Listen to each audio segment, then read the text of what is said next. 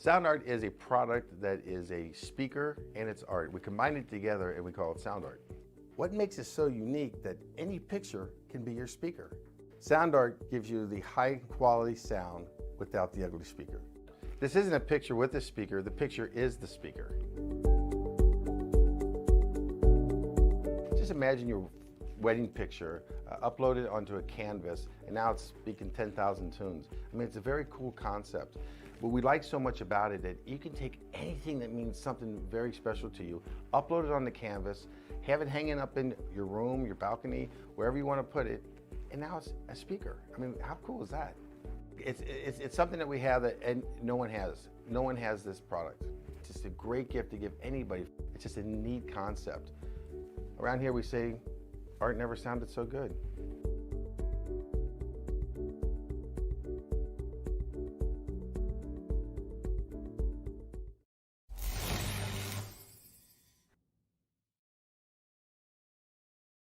After months of quarantine, we're all interested in how we can become our best self. The team at Permanent Makeup and Cryo is here to help you get the flawless makeup look every day without the extra effort or time.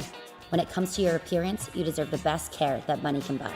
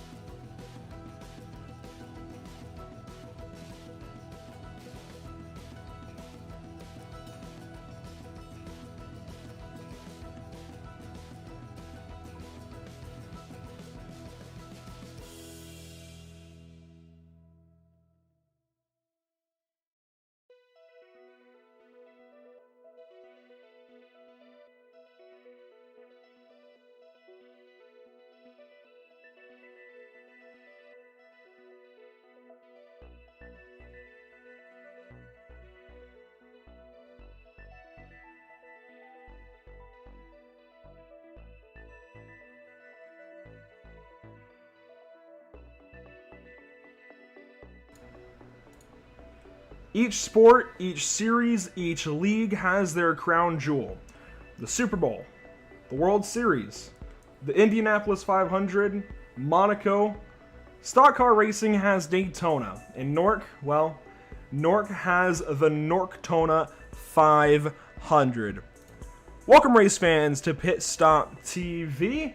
Emerson Arden and Trey Shuttlesworth join me on the virtual mic this evening. Corey Rexford handling our Facebook and Twitter coverage. I'm Andrew Cardinale IV, and this is Pit Stop TV's live coverage of the NORC iRacing Series.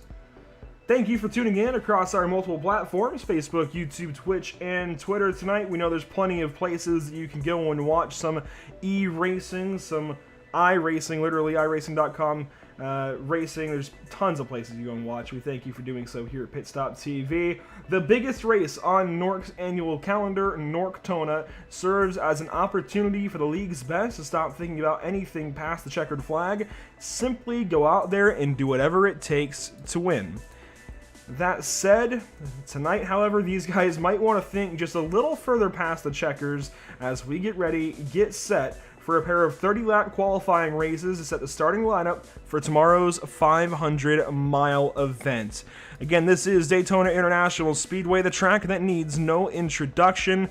We don't have a ton of cars out here ready to go for tonight's dual races. That said, we do have a few heavy hitters even within this field, and we are very excited to get things underway even further for the 2021 set of coverage here for the NORC iRacing Series.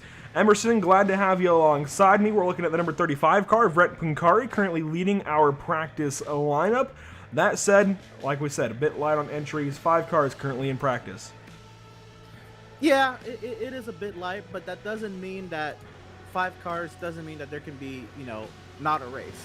5 cars, there's still positions up for grabs, and there's 2 open drivers, wanting to start higher up in the field if they can, with wherever they may end up finishing after the 30 laps of racing. Brett Pancari, who we're on board with right now, is one of the open drivers in tonight's race, and is looking to see how high up the running order he can start. Yeah, and with the condensed field tonight, that's going to allow him a lot of opportunity to make his way up near the top of the leaderboard for tomorrow's NORCTONA 500. But yeah, just since we have a condensed field, it's really going to give these guys a chance to go out there and just get a 30-lap sprint in. And probably most of what you're going to get out of this is practicing runs with small packs, which might come in favor late in a race if it's a race with high attrition come tomorrow night. That's a great point, Trey. Usually you don't have a whole lot of opportunity before a race scenario where you're able to run with just a few cars in your group and see what you can or can't do to get by some of those cars. If you're lined up in the 5th of 5, it might take a bit of a struggle to move forward in that group. So a very good opportunity for these drivers this evening to see how things go in a smaller group. Now, coming into this evening's race, again, this is one of the dual races for the NORCTONA 500. So keep in mind, this lower car count is because we are splitting the potential field for tomorrow's race in half. So we're already expecting a smaller car count to begin with. We're not going to have 30 entries show up to just a duel, but also there are several drivers locked into tomorrow's big event, and we're really seeing just open drivers at the moment. Granted, if we look through the lineups, because the lineups, of course, are set coming into this evening, qualifying was kind of foregone. Femi Olot was actually scheduled to start on the pole this evening. We don't have him in the session just yet, but I'm not seeing many names in the locked-in drivers that have tuned in so far this evening. Spencer Ray, I believe, no, John Berry, then Spencer Ray are the top 2 who have. David Shutt is currently locked in. We've also got, we've already looked at Brett Pancari, and we've also got Nicholas Caressel on the racetrack. And actually, Nicholas Caressel also locked in. So this is big for really Brett Pancari. 4 drivers are locked in, and he's going to race his way in more than likely, given the current scenario. I mean, this is just setting the lineup. So I would still expect that we're going to have a pretty decently sized field tomorrow. I'm not too worried just yet. And I don't think there is any reason to be worried. So a smaller field tonight, I think a lot of guys, they're spending their Saturday nights doing whatever. Of course, the NASCAR Xfinity race wrapping up on FS1. Several things they might be doing. If you're locked in, there's not a huge reason to come and run unless you want to better your starting position, which if you know NORC, a lot of guys don't qualify for these super speedway races anyways. You see a lot of guys forego qualifying entirely, so they're not worried about it. They're ready to just show up for 200 laps, 500 miles tomorrow, and just go straight at it. That's usually the NORC approach, and I think that's exactly what we're seeing a lot of these guys doing. That said, Emerson, let's take a quick look at, of course, Daytona. That's Michigan. Anyways, I guess we will not look at Daytona, but it's a 2.5 mile super speedway. You don't need any introduction for this place. 31-degree banking in each main corner, turns 1, 2, 3, and 4. That said, that 18-degree banking in the tri-oval can definitely catch you out. Yeah, that's going to be really the trouble spot today, is I think especially tri-oval exit. That's where the car is the lightest. You're almost going the fastest on your way down to turn 1. And it really can be a trouble spot tonight. Now, with 5 cars, I don't expect it to be, but you never know. A push gone wrong, and now we have a car sliding across the infield, potentially looking at the entrance and exit of the road course. Yeah, and as we look at this absolutely lovely scenic view of the virtual Daytona International Speedway, yeah, overall, the other thing that you have to take into account, it is a smaller pack tonight, and these cars also generate quite a bit of downforce in the corners, so if you're looking at the 3 national touring series that NASCAR has, this is probably the car that's going to be the most snug going through that tri-oval here at Daytona. Then especially comparing to last week when we had the Clash last week with about 15, 16, 17 cars. That was a lot of fun. It was a hot daytime track. The 2007 scan of Daytona International Speedway was very bumpy. It's a very different racing product to what we'll have tonight, which is going to be probably a lot more orderly. We'll just have to see how things go over the course of 30 laps. Yeah, the Classic 1 week ago, actually just inside of 1 week ago, it was Sunday. That was a lot of fun, seeing those 87 cars get going. No, it was Saturday, wasn't it? Yeah, it was a week ago. I'm getting my days mixed up, and we're not even through the weekend.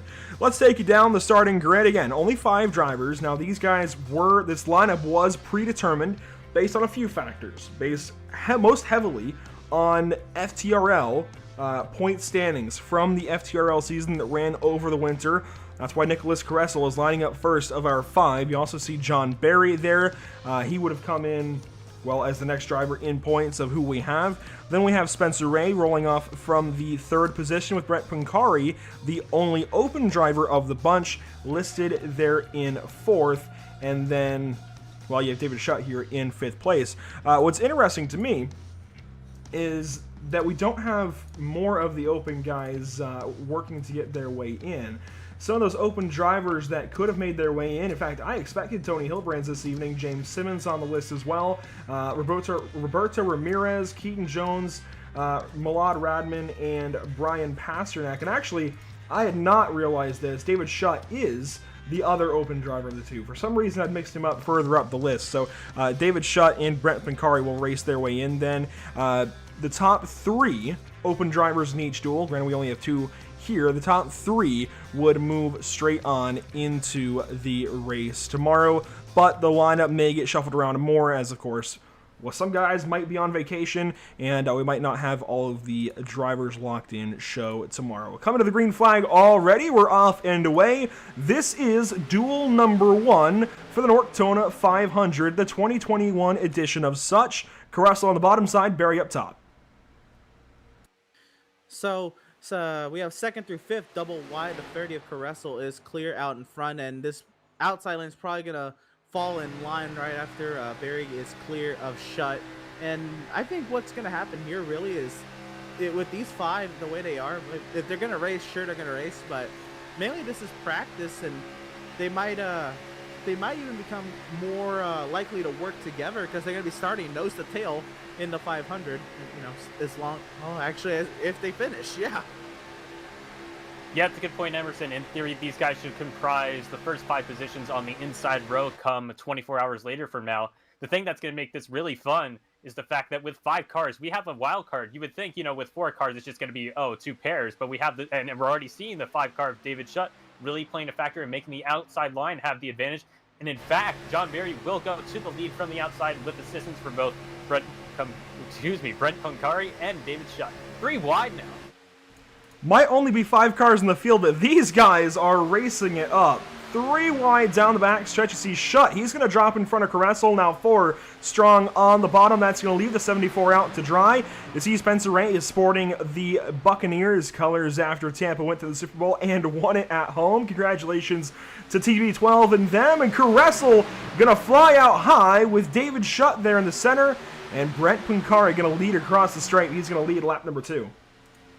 How about John Barry coming up here? He's going to push that 30 up there, and he's going to file back to the middle lane. And it was interesting to see both of the open drivers work with one another. We had Pancari and Shutt, pushing one another up front, and Caressel tried to split them up, and now they're split with Pancari getting pushed by Ray, and Shutt getting pushed by Barry.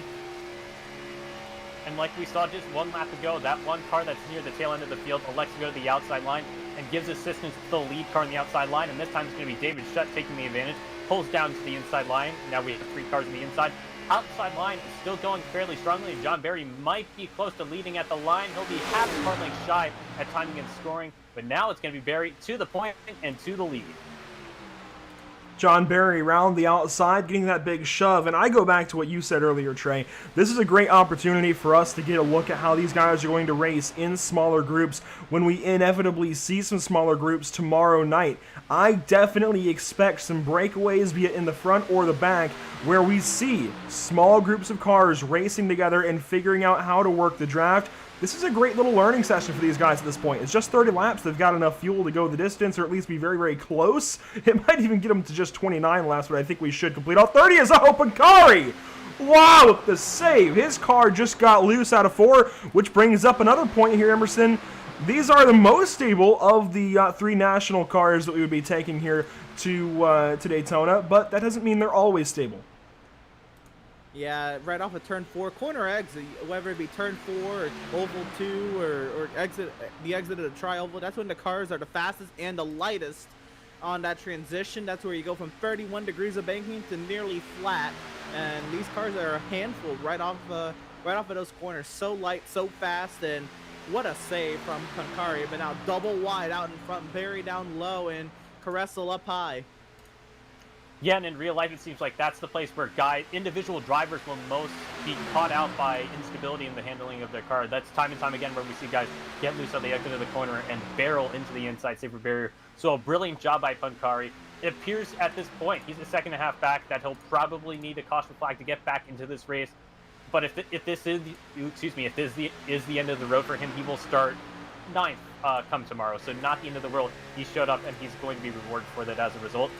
Looking back up front, though, it's still side-by-side, pairs, tandems, if you will, whatever you'd like to call it, although the outside line, led by Nicholas Purcell, struggling a little bit for the time being. Yeah, this is a great look back at what used to be for the NASCAR Cup Series, seeing tandems on these big restrictor plate tracks of old. I say restrictor plate tracks of old because we don't run the restrictor plates anymore. We run tapered spacers, which effectively do the same thing, just in a different manner. And yeah, technically taking the restrictor plates off. 3 Chevrolets, 1 Ford left up here in this 4-car group. And you're going to see Caressel and Ray just drop down. They're going to ride around. So these guys just going to take some opportunity to sit here and ride around, complete the 30 laps. The one stipulation to the locked drivers not racing this evening is if they fail to race this evening, if they fail to make this start, they do have to start from the rear. That said, the rear of at least this row is looking like it's going to be starting from 11th place. So not all that bad, all things told, if they are one of those drivers. The other thing that Trey Shuttlesworth mentioned before we even got going this evening was actually that the lowest average lap time, at least the duel with the lowest average lap time, will get the bottom side to start the race tomorrow. So this actually could end up being the battle for the outside lane as opposed to the inside. So we might actually be talking about lining up 12th as opposed to 11th. Yeah, for sure. You got to think, if there's a higher car count in the second duel, and if they're running more in a pack, they're probably going to be going slightly faster. And if they go green all the way, we could be talking about, thousands of a mile per hour. But I mean, with 4 cars, they can get single file and not run side by side. Maybe they'll have even that slower lap time. Another point, well, never mind, they're not going to go side by side anytime soon, as Barry with the push trying to get to the outside of Shutt.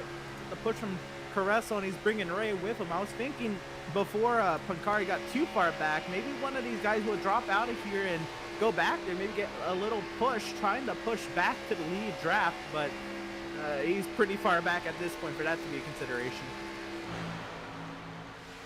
Yeah, and now the guy that's going to be ganged up on, it's John Barry. He has no help on the outside. In fact, we're going to go 3 wide for the lead. Barry's going to have to fade off this. He has no tracking assistance. It'll be David Schutt, rather. He was abandoned just 1 lap ago, the only car on the inside line, and now he'll be the one to yet again take the lead. If I'd have to guess at this point in time, only 9 laps in, I would assume that each of these guys have probably had the opportunity to lead at least 1 lap so far. Yeah, it's just been a very impressive job. But you said, Andrew, about whether or not it'll be this duel that takes the inside or the outside line. It's going to be really tough to determine, because if Duel 2 also doesn't have a massive car count, it could be the difference of, say, getting 5 or 6, 7 cars to show up for Duel 2 and just carry so much more speed in the draft that can make the difference in determining who starts on that inside or outside come tomorrow. So this would be the one car that has not led just yet in this group, and actually just switched off of the number 6 car. But the number 6 is Spencer Ray, the only driver that has not led yet, aside from, well, no, I think Pancari might have even led a couple of laps. Let's double check on that. Yeah, he led a lap. So Spencer Ray is the only one that has not led just yet in that Tampa Bay Buccaneers number 6. And, well, he's not going to do it this time. By is actually the 3 ahead of him. We're going to go 3 wide across the stripe, and now off into turn 1. And Ray is going to go all the way to the top side and help out Kressel. Now he drops back in behind the 5 car of Schutt. And Schutt sporting a new number as well. He used to be in the 42 car seasons prior, and I think then the 49. So the 5, a new number for him. And wow, really, we've got one tandem on the very bottom. One tandem was all the way up at the wall. Now kind of running through the middle of the racetrack is Schutt and Caressel. Yeah, a 5-car race. Can you believe it? I mean, with 4 cars up here, they have the entire track to themselves. I mean, you had 3 of them side by side with one another.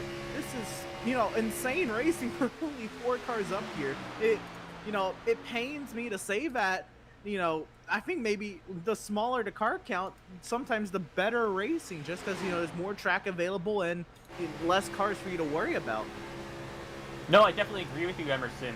A lot of the issue that comes in duels sometimes that makes guys say, potentially lay off early in a race in terms of how aggressive they are is just the fact that maybe you need to keep your car clean to the end so that you can race into the show to get into your respective Daytona 500 field. But with this condensed field, the chances of a big crash decrease quite a bit, and if you can trust all the drivers around you, it seems like these guys all trust each other. They do race as if they've been around each other for quite a while. I think you can go out there and be aggressive, and it's putting on a very impressive show for, as you said, it is a limited field. Yeah, for just 4 cars mixing it up here right now for the better part of 30 laps. This is very entertaining between these guys, and they're mixing it up. You can tell there's really no alliances. They're just racing. They are just mixing it up and seeing what works and just having fun, I think, out here for 30 laps, which is a great opportunity to do so. You go back to the Classic 1 week ago, Trey, and those 87 cars for 100 laps here at Daytona, granted it was the 07 scan, still very, very fun. Just an opportunity for these guys to unwind a little bit before the season gets in gear. Of course, we have Season 13 on the horizon for NORC with the Xfinity cars for the first time since Season 7. So big, big stuff on the way. Actually, I'm going to double check that. Might be even since Season 6. No, it was since Season 7 when Freddie De La Rosa took the championship over Femi Ola and Jared Darling. So it's been a long time coming, and now 3 wide again. I'm impressed these guys are going 3 like this. I'm waiting for David Schutt to take it 4. Yeah, maybe if you get later into the race, they might get that aggressive. But look at this push. Schutt gets Ray clear to the race lead. Almost both of them clear to the bottom. Ray almost was able to get down there, but Schutt, the run, he'll get cleared to the inside and clears Ray as well. I thought Ray was going to get his lap led there, but not yet. And now here comes Carrezo way up the track, trying to get a push from Ray. Barry will push the 5. This is side-by-side racing as we start the halfway lap of this duel. When we come to the completion of lap 15, it will officially mark halfway, as you said, Emerson, and the aggression is incredibly high right now. It looked for a second as if Barry was going to peek to the inside of David Schutt. And I get word from our man who's managing our social media platforms tonight, Corey Rexford, we will see a competition caution be flown here in just a little bit. I believe, at the conclusion of lap 15. So we'll get a little bit of a break, and it's probably going to be, let's say, 10, 11, 12 lap shootout to the end with 5 cars. So that should be a lot of fun. It'll give us a chance to breathe. It'll give drivers a chance to breathe. But we still have a lot of action here on the racetrack coming to the line.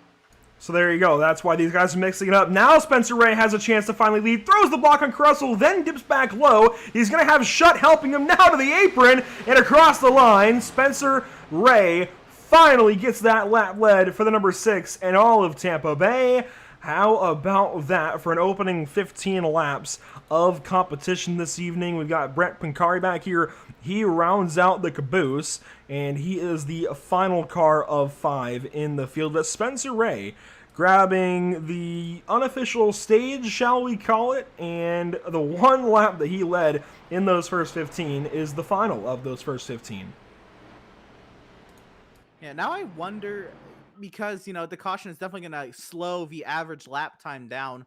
What is, you know, what is going to happen in Duel 2? Is there going to be a guaranteed caution, or are they going to just let it run, see what happens? If there's a higher car count, it'll be very interesting to see what happens in Duel 2. But the field's going to queue up behind the pace truck. And I mean, we're only 15 laps in, and tires don't mean too much on a plate track, but you'll be able to maneuver a lot better with fresh tires. Do we see fresh tires?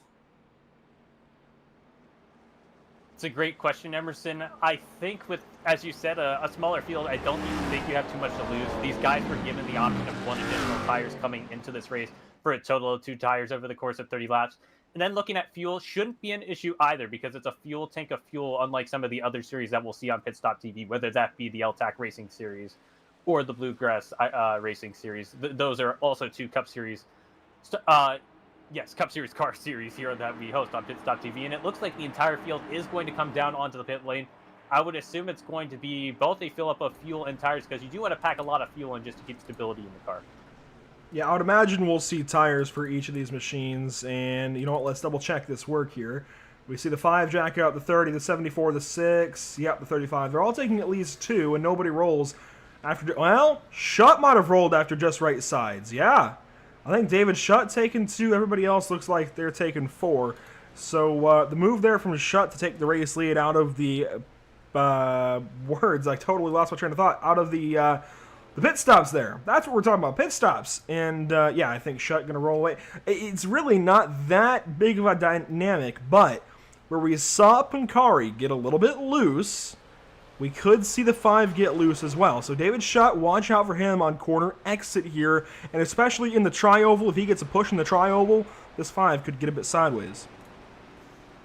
Yeah, 2 tires. The thing I worry most about with, you know, taking 2 tires, normally it's under a green flag pit stops and it's watch that pit exit. But how is that car going to feel in the draft if it already feels light? Taking 2 tires is a little bit of a gamble. Now, 15 laps on the left sides, but I mean, you know, any little thing can affect these Cup cars. You know, they look like giant bricks on wheels, but they're pretty aero sensitive. Yeah, that's an excellent point, Emerson. In the least, we're going to get to see these guys utilize this race as a test session, at least David Shutt is for that matter. We'll get a little bit of an idea of how 2 tires work, because this is what would be about, actually, yeah, he's coming in. Back down onto the pit lane, it looks like. So maybe seeing that all of his competitors go for 4 tires, he's going to go ahead and elect to just put the left sides on as well. But, I mean, there could have been some pros to doing that in a condensed field like this, just due to... You'd be able to see how your car would handle on 2 tires if you go into NORCTONA 500 tomorrow and maybe want to pick up a little bit of track position and see whether or not you're going to be disadvantaged by going for the 2-tire call. Shutt does go for just left sides and roll back out, and Pancari comes back in as well. Very interesting that Brett came back down the pit lane. I didn't catch if he got tires there. No, I think that was just fuel for Brett Pancari, which is very interesting because, of course, we don't need fuel to go down to the end. Well, I mean, yeah, even with the caution, I think these guys are good on the original starting fuel. So it's interesting that Brett came in and got some more. I wonder if maybe he was going for a tear-off or even damage possibly, but I don't think he had any damage done to that 35 car really. Very interesting by that move from Brett Pancari. But up at the front, I think I see pace car lights off. We'll go back racing this time here, Emerson Arden, and we'll have 12 laps to go for these 5 cars. You see just 1 car on the top side, Nicholas Caressel, going to be all on his lonesome up there. Though I wouldn't be surprised if Shutt just goes up there and packs up on the top side with him. We'll see. Of course, we've got action coming up the rest of the evening. This isn't all we'll have. We'll have Duel number 2 coming your way shortly later on. In fact, right after the conclusion of this race, we'll set that session up. We'll get going with hopefully some more cars. Again, looking at the lineup, I think we'll have some more of the more active guys that we expect to return for Season 13 in that race. We should have some great duel racing on the way. So, to get into the final 12 laps of 30, we roll off and away, Shutt immediately to the outside of Barry, and he's going to make that pass even before the start-finish line.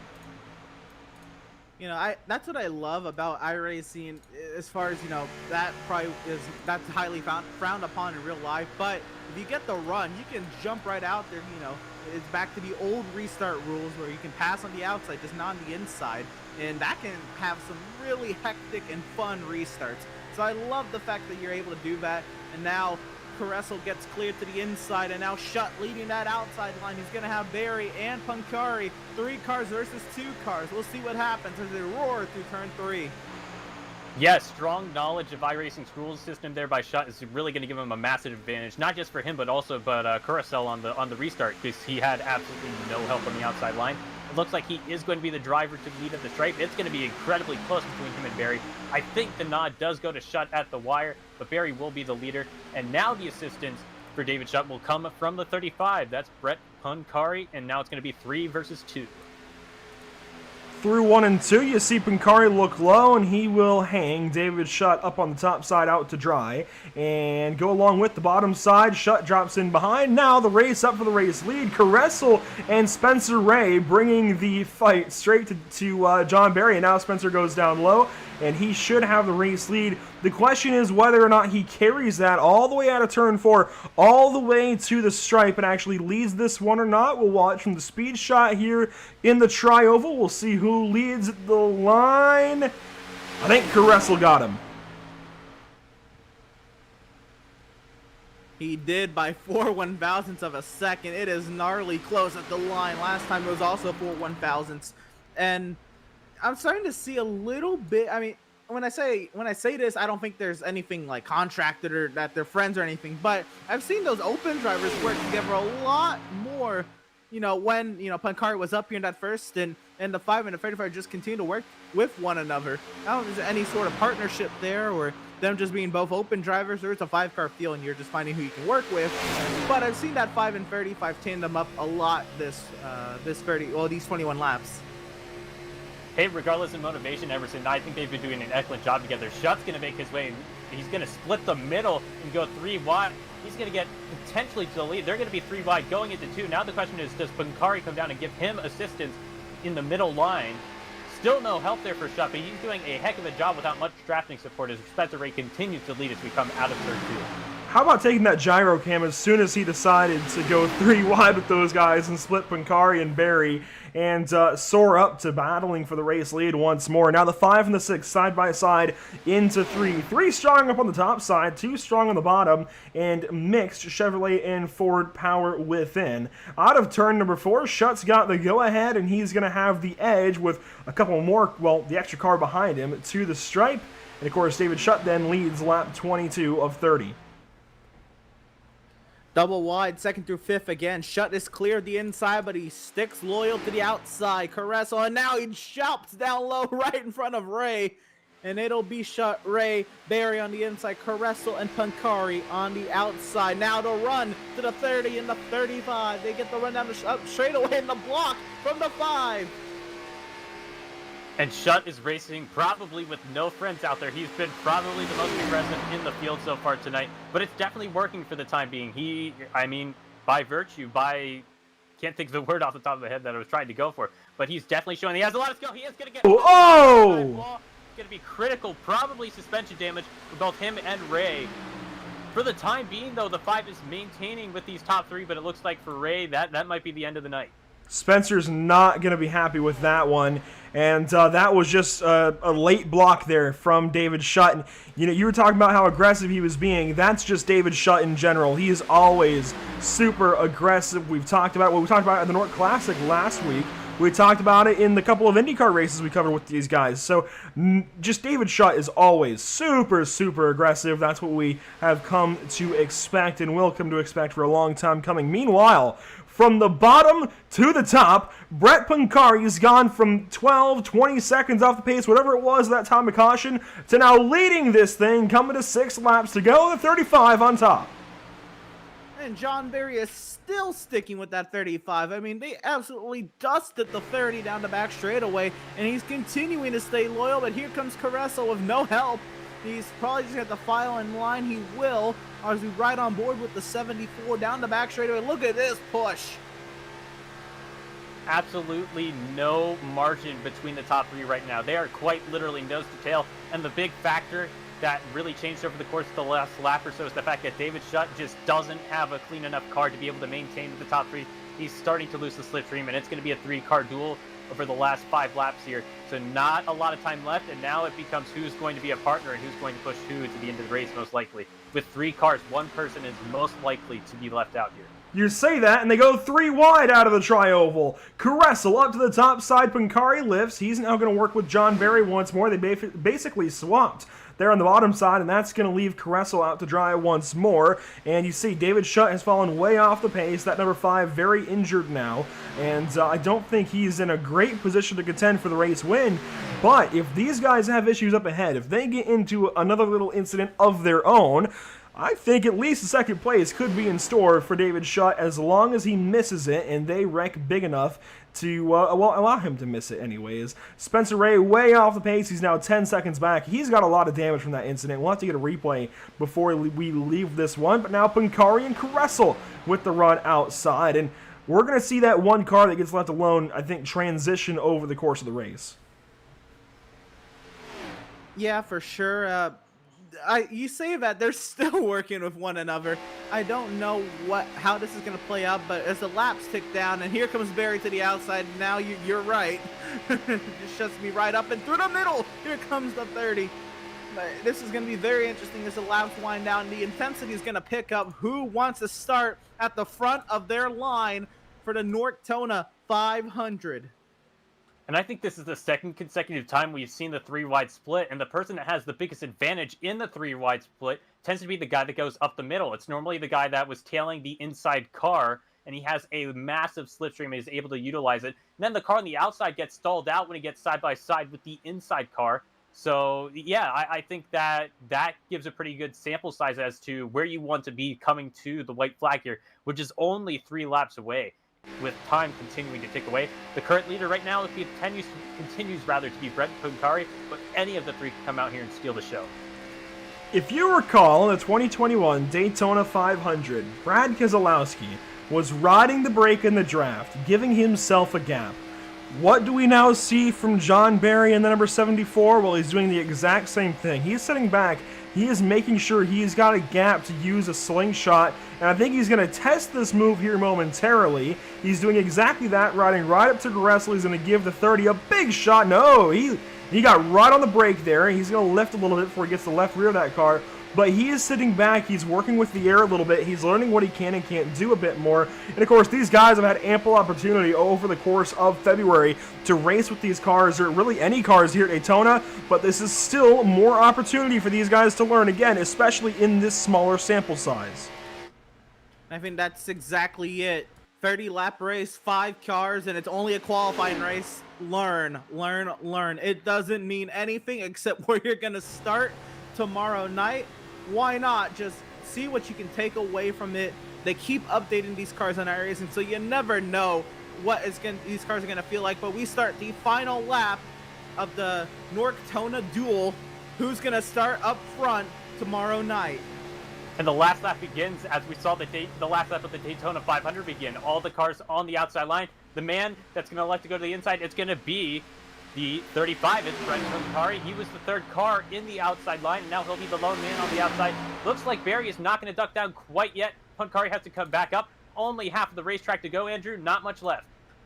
And John Barry is all over the back end of the 30 car of Caressel. He has not given himself a gap. He looks high, looks back. Oh, Caressel almost throws himself for a spin. Now Barry's playing tango with him sideways. He hangs onto it for now. A drag race to the tri-oval. Pancari gonna help. No, he goes low, and he gets some below the double yellow lines.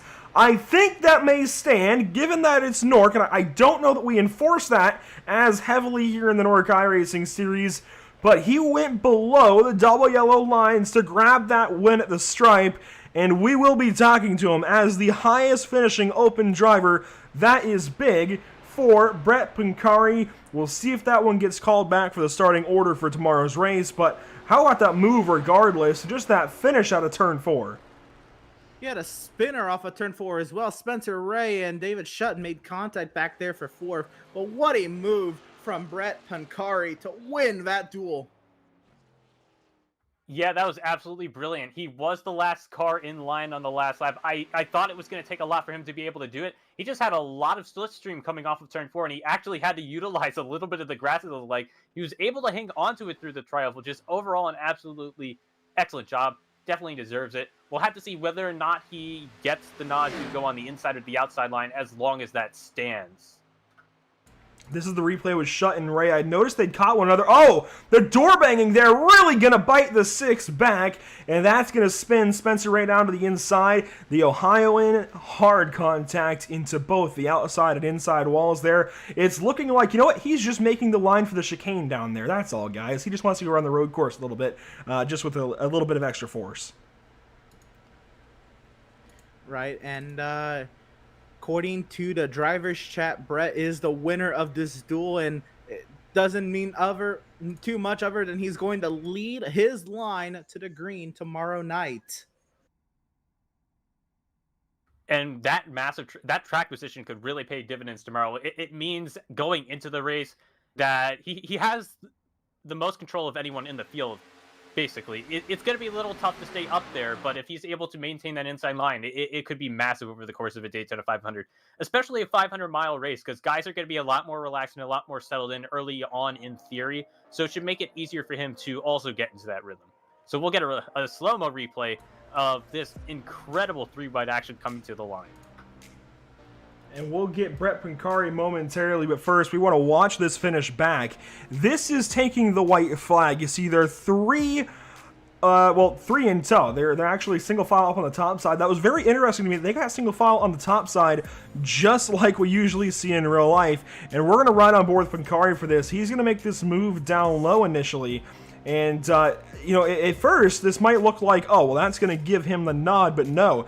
They start racing back, and actually, let's watch this in real time, because this all happens over the course of the backstretch. And the backstretch gets kind of spread out a little bit with these guys. They don't really race too much. See, the top side comes back. Really, all of the action comes up out of turn number 4, so we'll go slow-mo for that once more once we get there. It's very, very interesting what all happens from the 70 and the 30. Sorry, it's 74 and the 30. You see Barry is looking around, Caressel loose, then Barry is going to get loose again, and there it is. Wow, that catch from Barry. Let's watch that back. Man.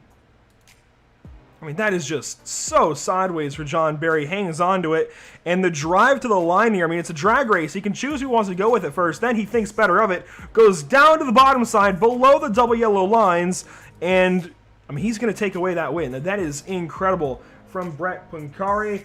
Let's see if we can grab him now. Brett, what a finish there. You go from the bottom to the top, and you're going to win duel number 1 for the 2021 NORCTONA 500.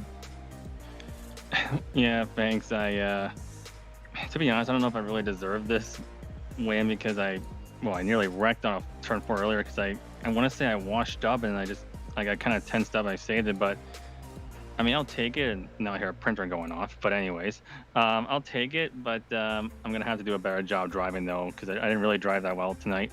Well, hey, we talked about the fact that this is a learning opportunity with a smaller sample size. You get to learn how the air is going to work with just a few cars on the racetrack, which is important. You never know when you're going to be in that kind of scenario. Tomorrow night, over the course of 500 miles, a lot of opportunity for it. So on top of maybe not getting loose at a turn 4, what else did you learn for tomorrow's race? Probably most of the stuff that I kind of been used to with running with these cars. I think the car was a little bit more twitchy than kind of was used to, because a lot of the Daytona races last week was more like in the daytime, and I probably didn't compensate for that because the car felt a lot more twitchy, especially turn off the corners. But I think once I get things settled in for the 500 tomorrow, I think I should be okay. And just basically, I gotta just, now that I'm locked into the show, I gotta just lay back in the back like I've always done, and just wait till the very end, and then, you know, when it gets to the end, all hell's gonna break loose. That's for sure. Yeah, this is a bit different from normal duel racing into a 500. The fact that you won the duel doesn't mean that you start third behind the couple of pole sitters up front. No, you are starting first for the NORCTONA 500 tomorrow evening. How's that feel? That's gonna be surprising. I don't know how long I'll stay up there, but if I can get a lap light, that'd be nice. But hopefully, like I said, though, I'll just get settled in and then kind of write things out to the very end. And it will be an honor to actually lead the whole field to the green for the NORCTONA 500, because this is the first Daytona 500 I actually legit qualified for, because I failed to qualify for the Podium 500 after being destroyed in the heat race. I didn't qualify for the Firecracker. And this will be the first Daytona 500 I ran of any kind since, I think, 2017. So it's been quite a few years, but I'll be ready for it tomorrow, that's for sure. Hey, it's a pretty good run there from the number 35 Ford Mustang. I'll hand you Emerson Arden's way. You guys got anything else for him, Emerson, Trey? Yeah, I have a question. I noticed a little bit during the race you were working with the only other open driver in the field, David Shutt. Was that kind of a thing going into today, or were you just working with whoever was around you? It was mostly working with whoever was kind of around. Kind of feeling about the draft on the outside line, especially because most passes will be made on the outside line, barring some maybe checkups in the field or anything like that. So kind of working with Shutt a little bit on the outside, or David Shutt on the outside line a little bit, but no, just mostly just getting the feel for the draft again and things like that. So come tomorrow, I'll be like just work with whoever and whoever's around, and then we'll just see how the chips fall. Right. It seems like you worked pretty well with everybody. Yeah, Trey, you got anything to ask? Yep. Thanks, Brett, for joining us. Excellent job out there tonight. I was just wondering, do you think there will be a lot of translation from a nighttime Daytona racetrack to a daytime Daytona racetrack tomorrow? The handling's going to be a bit different. Like if the track's hot, I think the car will be a little bit more looser, because that was something I did discover when I was running the Podium 500 qualifying heat race. It was a little bit looser in the heat, and I had to slow down my steering ratio. I had like at 14, now it's back up to 16. So just getting used to that when the car will be a little bit more looser in the heat. But once it gets to nighttime, I think it'll be a little more stable, but a little bit more twitchy on the steering. So I'll have to be careful on that going forward. So it'll be a transition period from the daytime to the nighttime. It'll be something to get used to. All right. Thank you, Brett. Excellent job out there tonight. And yeah, look forward to whatever you're able to do tomorrow. It should be a lot of fun. Yeah, thanks. Thanks, guys. And I'll just quickly thank John Barry for allowing me back in.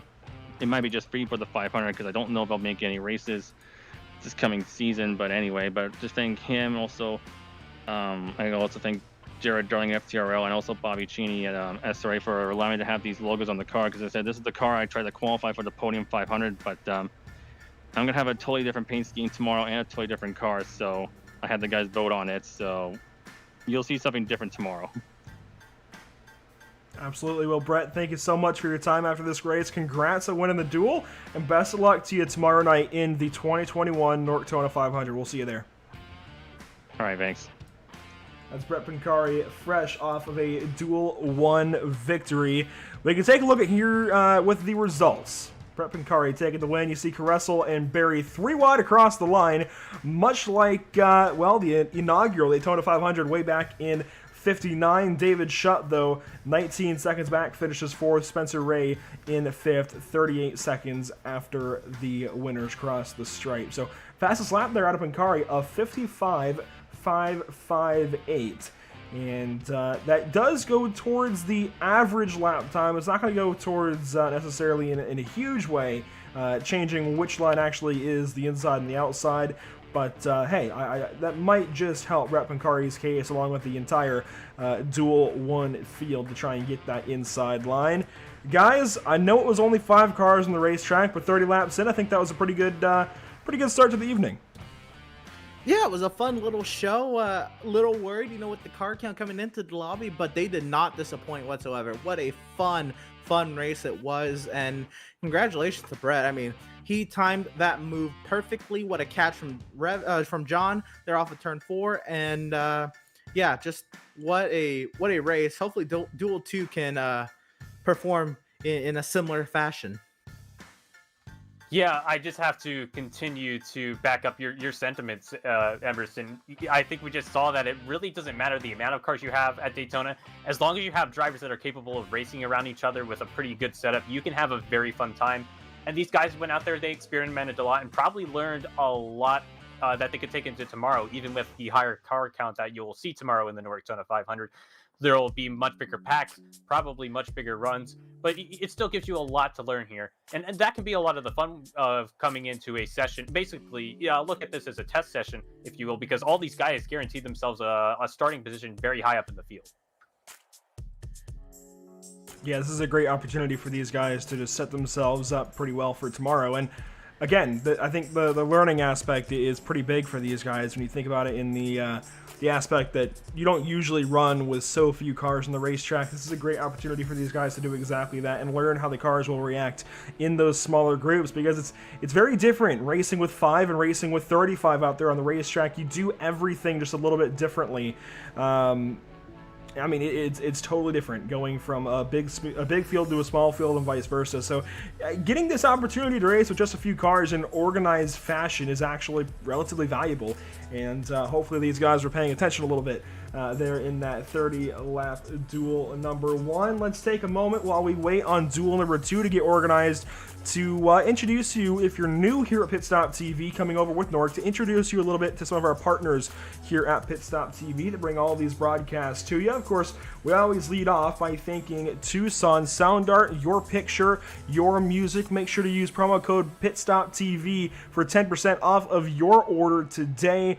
And about Tucson Sound Art, rather, it's essentially a box that hangs up on your wall, but it's a pretty special box in that it plays music. It's a Bluetooth speaker that has a beautiful canvas wrapped around it. The image is, of course, your choosing, much like our little catchphrase there, your picture, your music. It gets wrapped around. It looks really, really good. I mean, it looks fantastic. I've got one on my wall. I can vouch for both the visual quality and the audio quality, and actually I can vouch for the battery life as well. I mean, you can either put batteries in it, or you can just charge the battery on board with the device, and it lasts for a very long time. It sounds great. It's a very good product. Check out TucsonSoundArt.com. Excuse me, give them a like on Facebook, follow them on Instagram. Tucson Sound Art has a lot of good things going on. And of course, we also want to thank Race Pace. It's a driver development and setup shop all in one. Sorry, driver development service and setup shop all in one.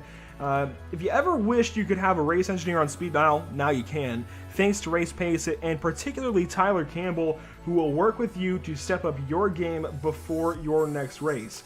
Pick up pace with Race Pace. And you got the Discord link down at the bottom. You can type that into your browser with an HTTPS and a colon in front of it. And man, I mean, Tyler sets you up with good stuff over there. He is a quality guy. He'll get you really good setups. Trey and I can vouch for these setups as well. Very good stuff coming from Race Pace, particularly on the road side, but still very good setups. If you're looking to run the special events this year on iRacing, the A2024 already happened, but if you want to run Bathurst, if you want to run Sebring or anything else, they can get you hooked up over at Race Pace. Emerson, tell us a bit about Permanent Makeup and Cryo in Maine. All right, Permanent Makeup and Cryo. When it comes to your appearance, you deserve the best care that money can buy. And at Permanent Makeup and Cryo in Maine, the owner, Ashley Bullier, is a certified micropigmentation specialist who provides professional, safe, and personalized services. You can contact Permanent Makeup and Cryo in Maine at permanentmakeupinmaine.com, or you can call or text them at 207-358-3688. 8683. And if you're looking for the best solutions for your permanent makeup concerns, give Permanent Makeup and Cryo in Maine a call today to book a consultation.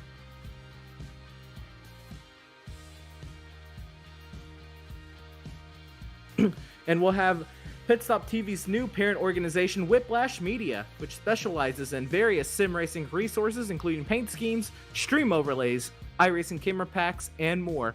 Whiplash Media is also working on its presence in real racing, offering services such as photography, social media management, and public relations. Go to www.whiplash-media.com for more. And I can tell you now that we have some information from John Barry and the rest of NORC that the Duel 2 race will go up in about 12 minutes. So in the meantime, we will head to a break, and we'll be right back to you once that session is live. We'll keep this stream in particular live, so you don't have to go anywhere. We'll show you a couple of commercials, a couple of messages from a couple of our partners, and then we'll go to a break screen. We'll play some music for you. You can kind of vibe out, chill out, do whatever you gotta do. Grab a drink, grab some popcorn, whatever it may be. Come back to us in about 10 to 12, maybe even 15 minutes, and join us for Duel number 2 action from Daytona. This is NORCTONA Duel coverage, and Duel 1, despite only having 5 cars, was actually a whole lot of fun, some really good racing, so there's some very good stuff in store for Duel number 2. You do not want to miss it. So again, do not go anywhere. We've got Duel 2 action on the horizon, and it is coming at you at 200 miles an hour. This is Pit Stop TV. Thanks for tuning in, and we'll be right back with you in just a little while.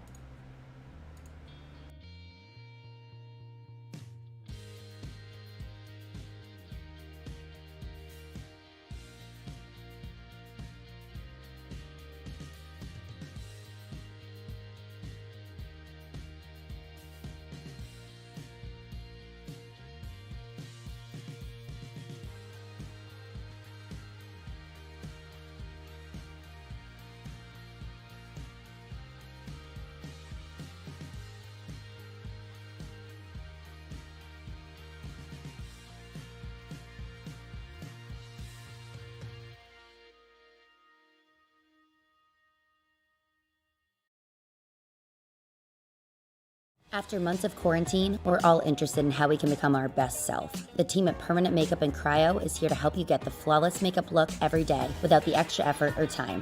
When it comes to your appearance, you deserve the best care that money can buy.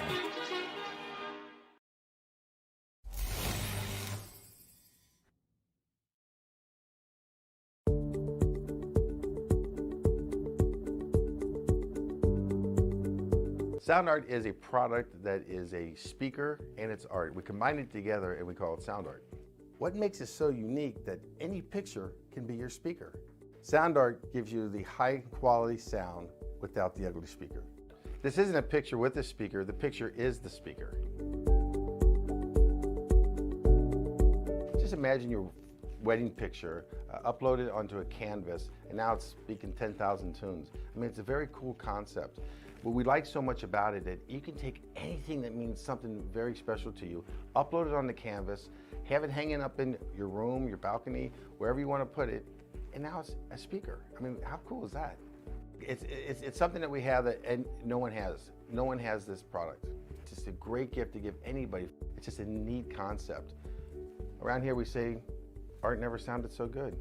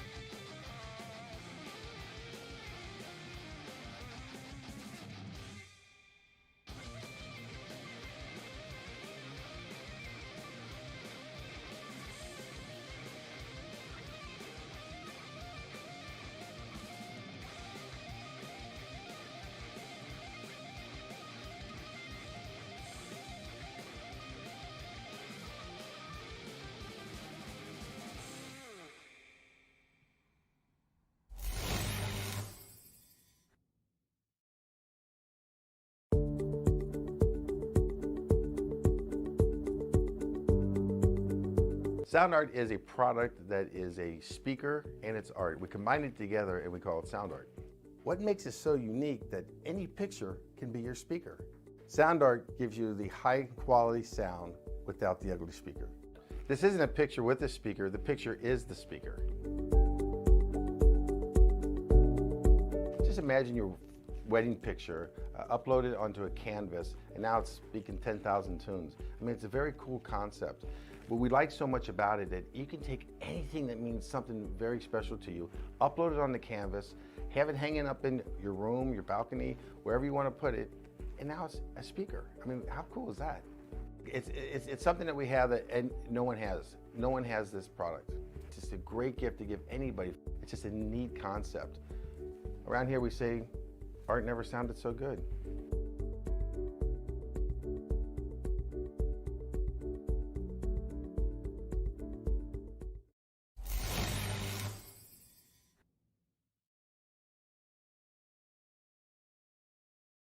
After months of quarantine, we're all interested in how we can become our best self. The team at Permanent Makeup and Cryo is here to help you get the flawless makeup look every day without the extra effort or time. When it comes to your appearance, you deserve the best care that money can buy.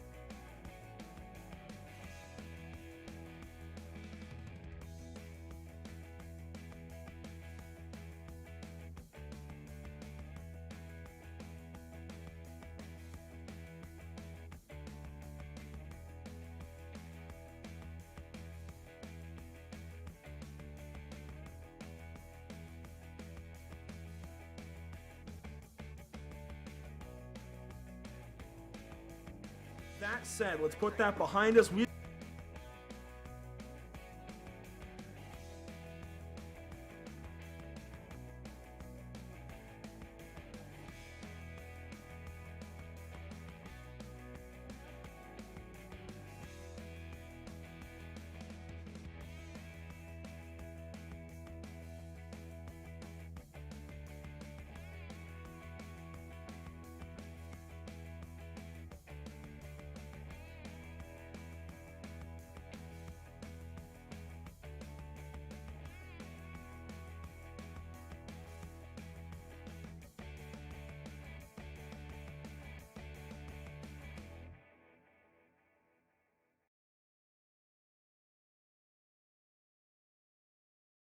That said, let's put that behind us. We've got to restart to focus on 2 laps to go. It's green-white checkered.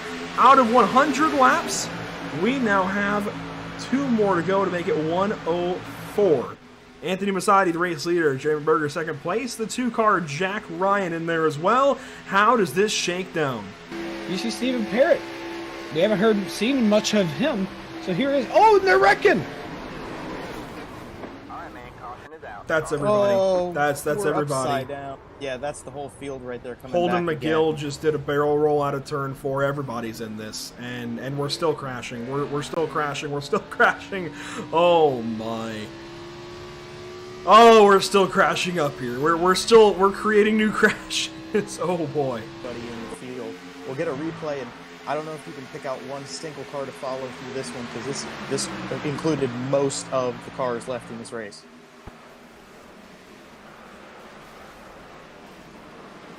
If you look at that, Landon Durhold was the only person to get through that. I've never seen a crash quite like this. You know what? We're setting new marks every day. It looks like Joseph just, I mean, he's in the throttle. He has every right to be, and just hooks the 49. And, I mean, there's nowhere to go for anybody. Logan Durhold, you're right. Gets through. Oh, somebody else. Who was that? Ford on the bottom side. Oh, you know what? That was Kevin Franks we were talking about a while ago. How he might be in this thing. He's back in it, boys. Oh, my. I don't know. It's hard to keep control of it, and while that didn't cause the yellow itself, because obviously you see Joseph just trying to give the shove that he needs to get the momentum towards the front, but it's this part of the turn. It's where you get back into the banking change is where the rest of the field's going to have a problem, because they're going to have... We're going to watch Kevin Franks go through this. You see them starting to wreck a little bit in front. He's going to dive down to the apron, gets a little bit loose. You see Landon Durhold in front of him, and he just gets away scot-free. One of the few cars of the field that gets by scot-free. Absolutely, as now we see the drivers make their way into the pit boxes. Dobbs, Robertson, Kinder, Barlow going to go all through 4 of them and take his place on the first pit stall. Wide bracket falling in behind, as now we wait to see these 4 tires and fuel and who's going to be able to win off pit road first. Adam Lancaster drops to Jack first. Alan Dobbs is going to get off away early, as Lancaster is going to jump all the way up to 3rd with that, almost beat Robertson, and they make contact, and that is not what you want to see. That might be a pit exit violation on 28, but that is a very devastating blow to number 2 car. You got to hope he didn't get too much damage out of that, but that was a hard hit to the inside wall. Down the straightaway, we'll get a replay here and show you that one again. That car was really consistent and really strong. I was thinking Robertson was going to be a big factor in the finish of this race. You see Adam Lancaster and Brandon Robertson coming out side by side from the exit of the pit lane, and there was for the completion of 4 fresh tires on that machine. Dobbs got him out of the pit lane, no question about that, but Lancaster got a really great pit stop, came out beside him, and just trying to have enough room between both himself and himself and Lancaster. Obviously, he misjudged how much room he had to his right side and just clipped that wall. Unfortunately, that's going to be a big blow for Brandon Robertson, but he should be able to get that car fixed up, and maybe before we even get back to green flag racing, get it back on the grid. Scott Fritz now off of turn number 4 for what might be the final time. First restart overtime, as now Fritz going to get a huge jump. Alan Dobbs gets caught sleeping, as now he's going to get stuck behind Ronnie Shark Jr., who tries to give the bumper as he tries to defend from Alan Dobbs. As now down the back straightaway with 2 laps to go, he is in a good spot to get this win. Aggression very high, and it looks like we are coming out of turn 4, meaning we will get the white flag. Race is official. Fritz gets loose off of 4. We're going to have a fight for the lead. 3 cars for it. Oh no, heartbreak for the 1, and a huge wreck as they stack it up in turn number 1. But who is the big winner? We talked about it. He started in 4th. He's going to bring it home under yellow. It's going to be Casey Barlow coming off of turn number 4, checkered flag in the air. They're actually going to race it back to the line. It is going to be Casey Barlow taking the win. Nicholas Nagel going to hold on to 2nd. And how about this? John Kinder with the incredible comeback. He takes home 3rd. Just goes to show how massive that wreck was up front. And then behind him, Casey Barlow does not have a rear bumper, and then behind those two, John Kinder's car is even more mangled. What an incredible podium. We are watching the replay and seeing the cause of the incident. Just a lot of aggressive action, and all of the top four get collected, including even more behind them. Yeah, you see it there if you can get a chance again to look at the runoff of turn number 4. It all started in turn number 3. He got a little bit too excited. He saw that he was in the clear. Was a little bit excited entering.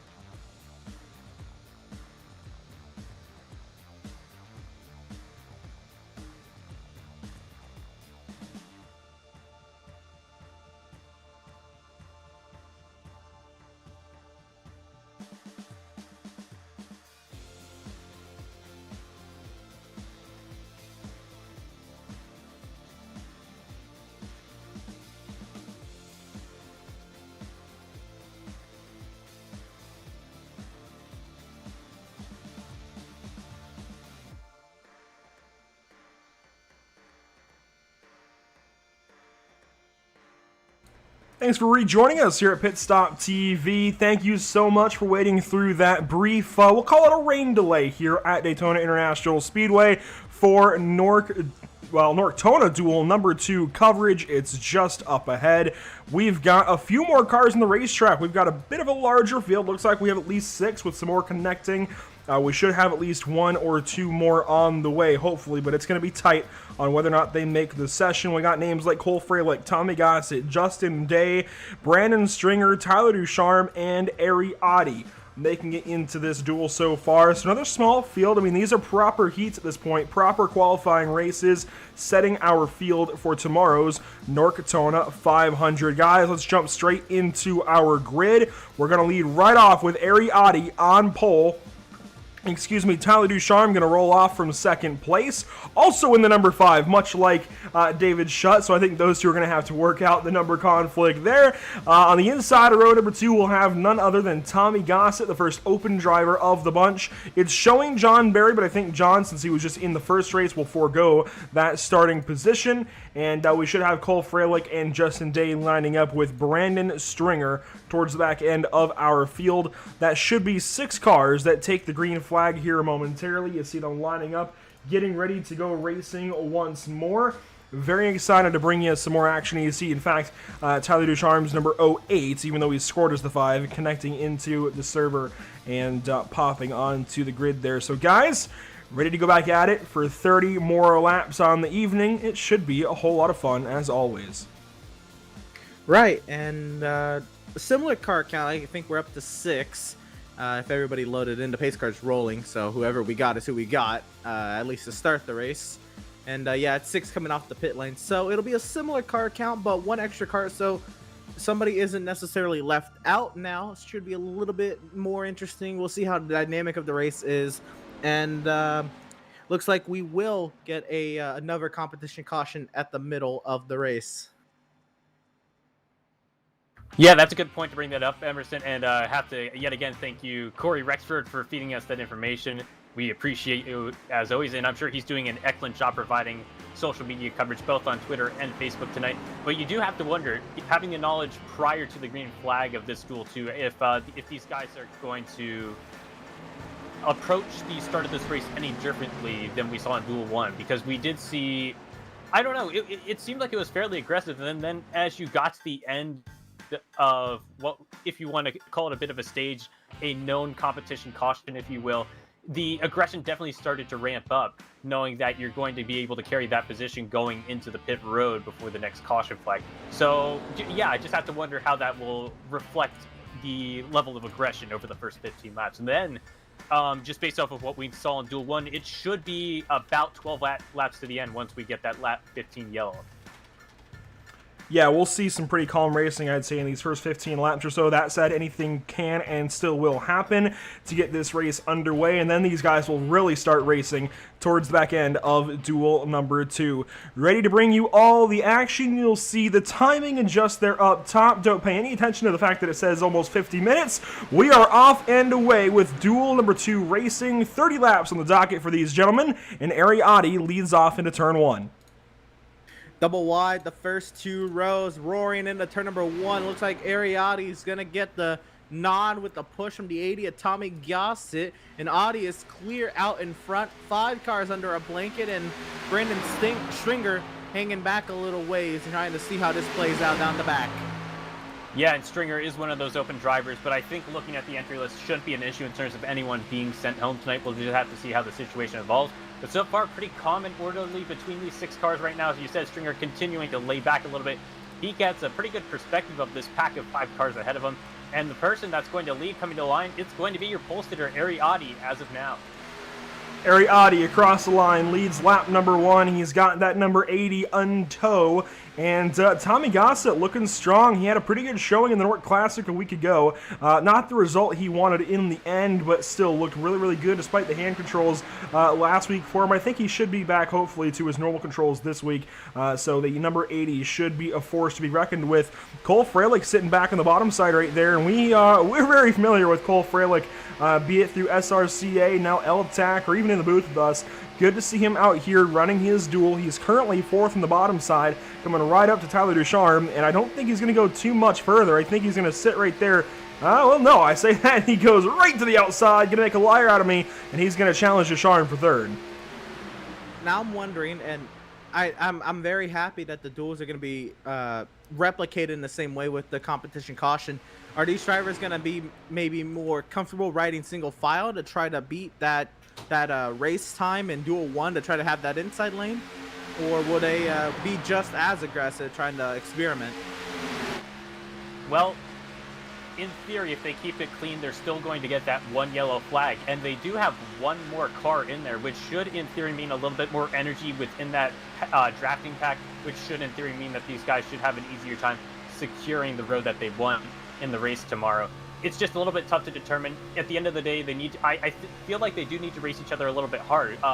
From time to time, we do see that side-by-side drafting on the iRacing.com service does actually tend to provide a little bit of a faster pack than you might see single file.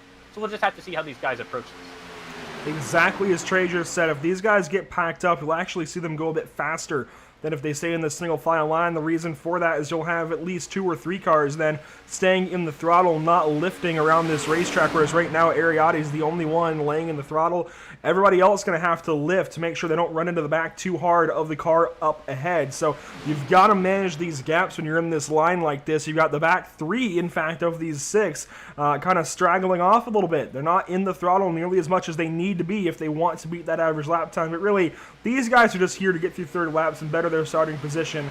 And as it is, all 6 of them, of course, starting in the top 6 rows tomorrow. So nobody's going to have a bad starting spot, and they're all going to get a jump ahead over everybody else. So if there is an incident coming to the green flag, or even in the first few laps, they've already got a big head start on everybody else. So this is just an opportunity, again, to learn how the air is going to work in a small sample size and just have some fun racing. Fun indeed, and that's Tyler Ducharme, who's jumped up to the outside. Looks like he's trying to work his way to the back of the line. File in line there. And now Cole Freilich will jump out in line, and Ariati goes up to the top to block it. So they're not going to ride around single file for 30 laps. That is for sure. Cole Freilich with the run up to the 23. We're on board back here with the, now we're looking at overhead Daytona. 4 cars up high, 2 down low. And are they going to get the outside lane going? It looks like it for the time being. I almost want to say the move looks synchronized between Ariati and Cole Freilich. They both moved up to the outside line at the exact same time. And for the current time, they're doing a pretty decent job. Despite having 4 cars out there on the outside line, you do have to travel a little bit farther the inside of Tommy Gossett. And it's Brandon Stringer who's making his way up through the field now. It looks like they are doing a pretty impressive job of fending off the 4 on the outside line for the time being. It's still going to be 4 riding that Dale line, if you will, around the outside. Yeah, the infamous Dale line up on the top side. Justin Day working the bottom side. We could have the 39 take the race lead at the stripe this time by side with Tommy Gossett. And Justin Day got him by just a nose. And Tommy Gossett now he's going to have that energy up top. And you hear energy a lot when we have plate racing with these NASCAR stock cars. It's referring to the amount of cars in a line. It's not that big of a conversation with this small of a field. But when we get a full field tomorrow night, we're going to be talking about energy a lot, and the energy coming behind either the top, middle, or bottom. It's going to be something to pay attention to. Basically, just talking about the amount of cars behind and if they have a run or not. For sure, and they got these lined up on that outside lane.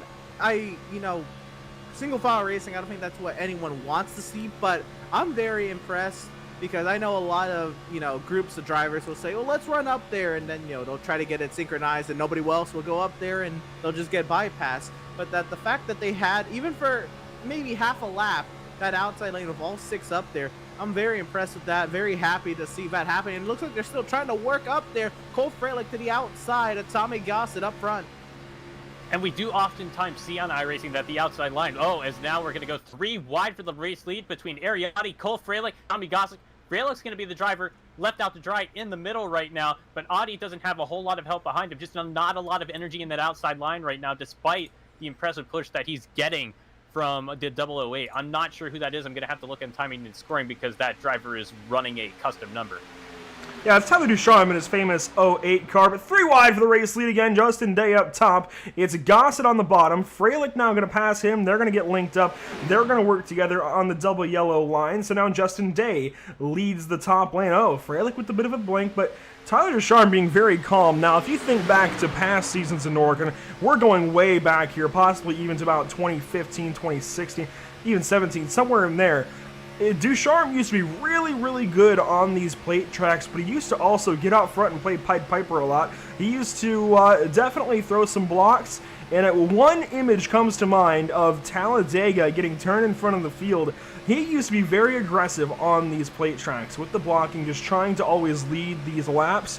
Very calm right now from this number 08, which really has me interested for what we'll see tomorrow as long as he runs the 500. I'd imagine so, considering he's here running this evening, and certainly interesting stuff here from Tyler Ducharme. Keep in mind, he is now a pro on the dirt side of iRacing. He's doing some big stuff for himself, and sitting here running 5th right now in duel number 2. Stringer going to go down low of him.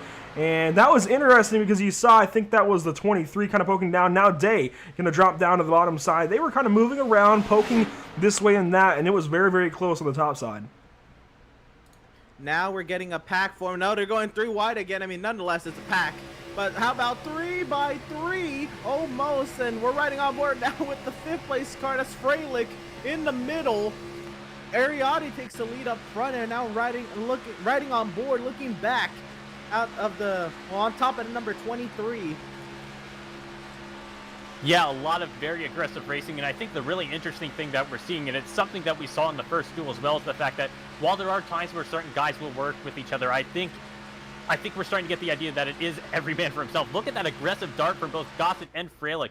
Looks like they don't exactly want to work with each other for the time being, or it could have just been circumstances not quite lined up. Freilich clips a little bit of the apron, and that's going to stall a little bit of the momentum on the inside line. But fortunately for them, the outside line is not quite formed up. Gossett and Ducharme side by side, 3 wide with that is, I believe, Justin Day on the inside, still 3 wide.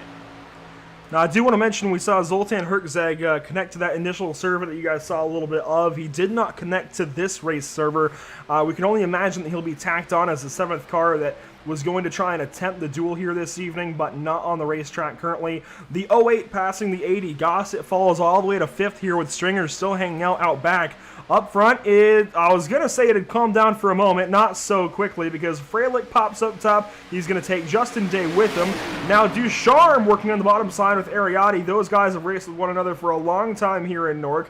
Getting the 23 a bit squirrely there up out of turn 4, but now 2 by 2 by 2, 3 rows deep. Double wide and the 200-mile-per-hour pace laps, we like to call them. The outside line a little bit more organized. Now 4 cars, now 3, as there was a switch in that third row. But the inside getting the nod with Tyler Ducharme giving the huge shove to Ariati. He is clear, and they're both clear. They're getting a little run on third place down this back straightaway. They're gonna suck right back up with Brandon Stringer up in the third. Does he go anywhere with this run?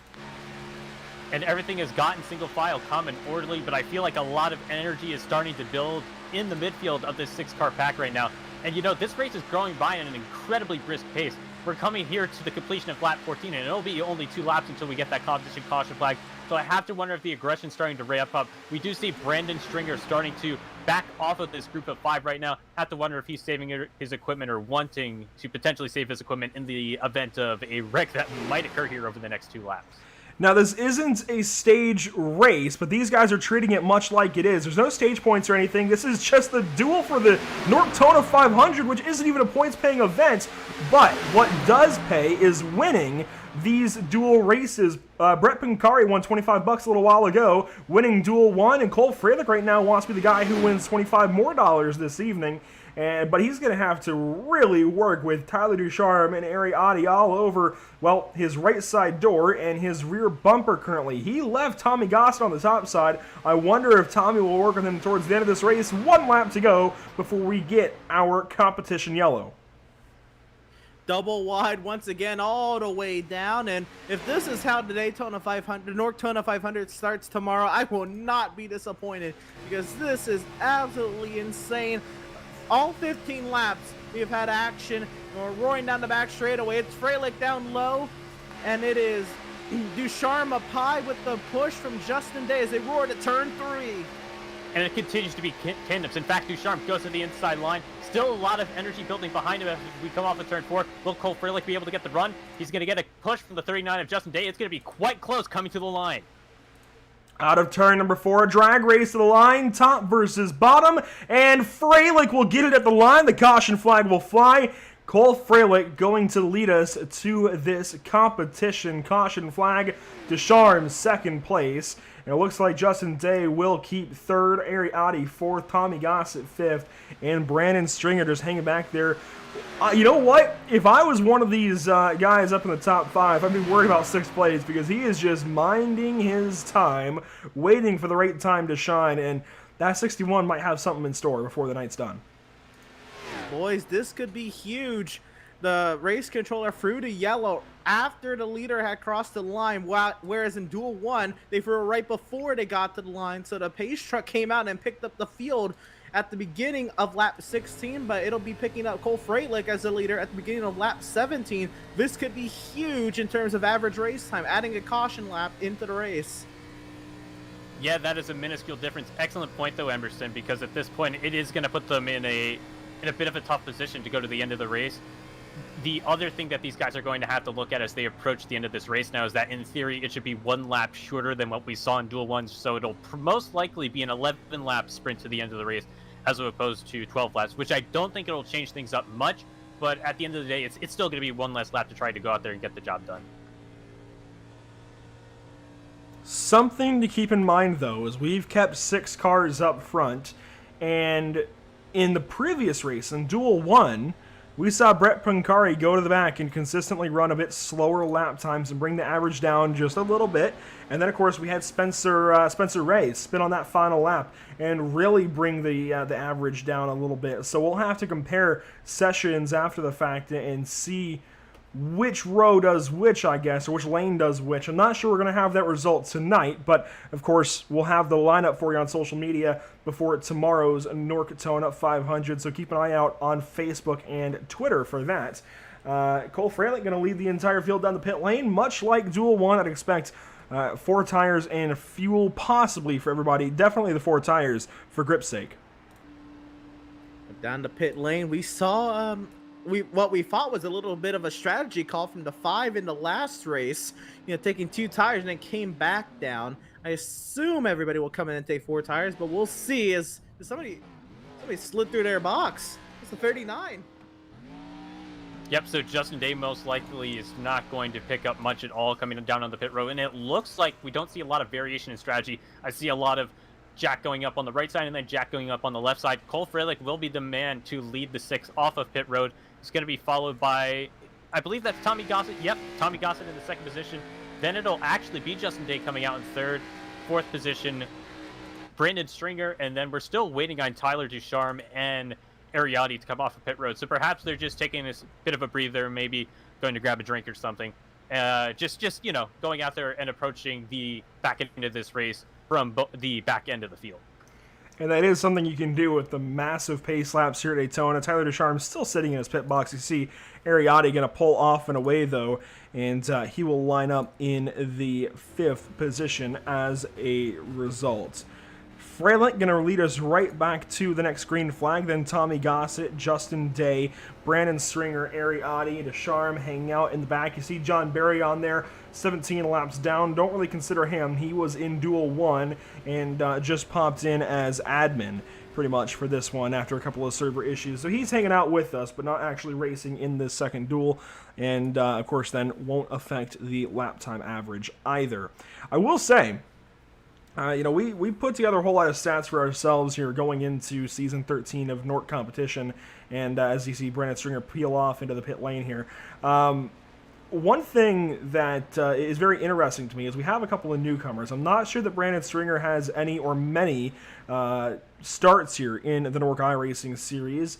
What I can tell you is I've never seen Justin Day's name before, and that's very interesting to me because when you look at past Daytona races, be it points paying or not, usually in NORC it's a bit of a wild card. And while yes, Marcus Richardson has won 5 races at Daytona that pay points, usually you don't get over 2 wins in these NORC races. So we could very well see a wild card from one of these 2 that I've not seen before in NORC competition. I don't know, that just stands out to me, again, as a possibility. I mean, you're talking about guys like Ryan Marin, Jordan Missig, Hunter Combs, Delonta Ballard, John Berry, Ben Nelson, Jared Darling, Bobby Chaney, Milad Radman, Tony Hilbrands, and Will Klein. They all share just 1 win apiece, which stands out to me. Daytona certainly has a way of producing wild card winners. Nick Northrup, Terrell Baker, and Cody Miller all amassed 2 apiece, with Marcus Richardson basically being the king of NORC in the early days. That said, Bobby Zielinski went, I think, 3 championships in a row, was it? So, no, it was 4 championships in a row. So, sure, you get the guys that are good, and I think we can absolutely see a Femi Olat or Zoltan Herzeg, somebody that has been good lately, win tomorrow. But, I don't know, these races in NORC just have a special way of finding somebody new to win a race. And I would expect nothing different tomorrow evening. It could be either one of these guys in the front row, though. Cole Freilich, Tommy Gossett, both looking for their first NORC victories. They wouldn't be points-paying victories, but victories nonetheless. And in the NORCTONA 500, anybody wants to win. Freilich leads us back to the green flag. Now on to lap 20 of 30. Immediately goes up front of Tommy. Tommy goes down low. Yeah, it looks like they're not on the best of terms. They are trying to avoid each other as much as they can, except, well, Freilich actually went up there, but Gossett immediately ducked out in similar fashion that Freilich did to him earlier. And Freilich's going to drop all the way back. Here comes the run from the 39. Justin Day pops outside, trying to take the lead. No! How about the 23? Ariati sending it up the middle, looking for the lead into turn number 3. And Audi was one of those drivers, him and Ducharme for that matter, were the 2 drivers that just kind of hung around on pit road and just restarted from the back of the field. And here we are, not even 1 lap later, and they are at the top 2 positions of the field right now. Sure, it's only 6 cars, but it was still an impressive utilization of the pack's momentum, and now they are leading both the inside and the outside lines here at Daytona. And already we're looking at 10 laps to go. Still Ariati on top. Side by side through the front 4, then Stringer and Day hang on to the back. We got a question over in YouTube chat. Ed Kell wondering if Bobby and Femi are racing tomorrow. Boy, we sure hope so. Femi ran the NORC Classic a week ago and certainly gave Zoltan Herzeg the best run for his money, but we didn't see Bobby Zielinski out there. Ariati, Tyler Ducharme, they make the move to the bottom side. Freilich Oh, gets caught out on the top side. Couldn't quite get down in front of Tommy, and that's going to leave the 15 up top. But that's really going to change things up front in the next lap or so. Even so, as long as these guys don't wad anything up, that's the important thing. As long as they don't wad anything up in the next, 9 laps now, anybody can still win this on lap 30. It doesn't matter if you're first, second, third, fourth, fifth, or sixth. Anybody in this little group has a chance at winning this. How about that time by? Fastest lap for Justin Day as Freilich still trying to make something work on that outside lane. You think him getting, shut out there off the inside lane was just because it was the 80 car? Do you think anybody else may have, cut Freilich a break there? Or I don't know, man. I don't know. The way these guys are racing, it's just like Duel 1, where it might maybe not be quite as sideways for some of these guys, but they're just out here to race and have fun. I don't know that anyone wants to work together. They're just, it's definitely every man for himself. That's for sure. To continue on, and Ariati with the block on Gossett and Freilich, who finally get to work together on that outside lane and drop that 61 of Brandon Stringer down low. And riding on board with Stringer, you saw the effects of making that late block by Audi. It was a brilliant block. It absolutely stalled the momentum of the outside. It just causes such a chain reaction all the way back, all the way to the last car in line there. And in that case, it was Brandon Stringer. You'll have to excuse me there. But yeah, he's just doing an incredibly impressive job. And now looking to the inside, Gossett with an incredibly daring move, still utilizing even a little bit of the late apron. He clips the apron multiple times, but he pulls off the move. And now we're 3 wide. Cole Freilich has a little bit help on the outside from Brandon Stringer as well. So they're going to leave. It's going to be Ducharme without any help in the middle. Across the stripe to complete lap number 23, and the 23 led it. Ariati just chilling on the bottom side right now. 3 wide, though, for third position. How about Ducharme to the middle side of the racetrack? I say middle side, I guess, middle portion of the racetrack. He's going to slide in behind Day, Freilich in 5th. And Tommy Gossett suddenly in a really good position to do something here with Ariati. But again, it's a little bit too early to do anything for the race win. And anything you do here on lap 24, it will technically go into the chain of events to affect the race win, but it's not going to get you that race win, as Ariati is going to move up and block the outside line. Day had to run up there. Ducharme now with Gossett on the bottom side. The 80 and the 08 working together. Tommy Gossett will take the race lead with that huge push from Ducharme. I have to think there has to be some money for leading the most laps in this race, because Ariati feels like there is with all of these blocks up front. It's fun. It's aggressive and fun. I love to see it. It's just crazy up here. And what it's done is that impressive drive has given Audi control just about half of this back portion of the race. And he's still remaining in the top half of the field right now. He's the second car in the middle, and now actually him and Ducharme will move to the inside line. But he's still maintaining a place where he wants to be. I think he wants to be in some position of control.